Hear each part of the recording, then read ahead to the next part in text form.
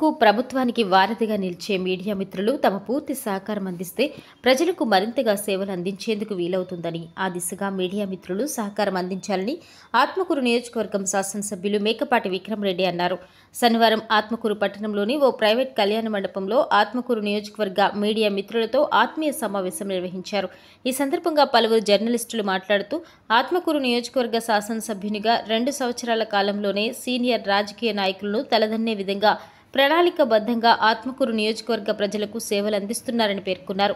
ఆత్మకూరు నియోజకవర్గంలో ఇంటి స్థలాలు లేని జర్నలిస్టులకు తప్పనిసరిగా ఇంటి స్థలాలు అందించే విధంగా ఎమ్మెల్యే మేకపాటి సహకారం అందించాలని, ఉన్నత విద్యావంతుడైన ఎమ్మెల్యే మేకపాటి ఆత్మకూరు నియోజకవర్గం అభివృద్ధిలోకి వస్తుందని పేర్కొన్నారు.